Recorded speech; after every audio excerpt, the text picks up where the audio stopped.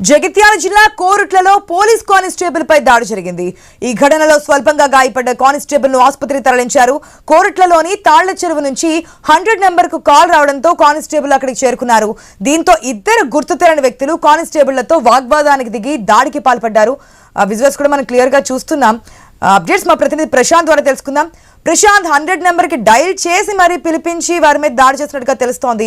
Constable situation ఏ విధంగా ఉంది? దాడి చేసిన వారు ఎవరు, ఎందుకు చేశారని ఇన్ఫర్మేషన్ ఏమైనా తెలిసిందా? రైట్ ఆశ, నిజంగానే మందుబాబులది ఆకతాయిల యొక్క ఆగడాలు తెలంగాణ రాష్ట్రంలో మరీ పెరిగిపోతున్నాయి అనే దానికి ఇది ఉదాహరణగా చెప్పొచ్చు.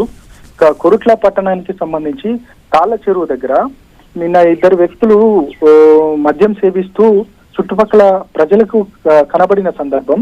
చుట్టుపక్కల ప్రజలు స్థానిక పోలీస్ స్టేషన్ కి 100 డైల్ కి ఫోన్ చేయడంతో ఇద్దరు కానిస్టేబుల్ అక్కడికి చేరుకొని వారిద్దరిని వారించారు. ఈ ఓపెన్ ప్లేస్ లో మీరు డ్రింక్ చేయడం కరెక్ట్ కాదు కదా అని వారించడంతో వారిద్దరు కూడా ఒక్కసారిగా ఇద్దరు వెళ్లిన కానిస్టేబుల్ పై ఒకరిపైన దాడి చేశారు.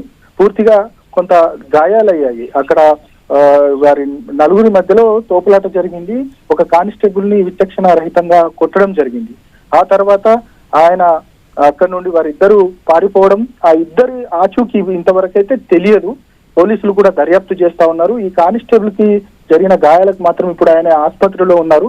ఆ ఆసుపత్రిలో చికిత్స పొందుతున్న సందర్భం కనబడతా ఉంది. మొత్తానికి ఆ ఆకతాయిలు ఎవరు ఏంటి అనేది కూడా పోలీసులు పూర్తిగా విచారణ చేపడుతున్నారు.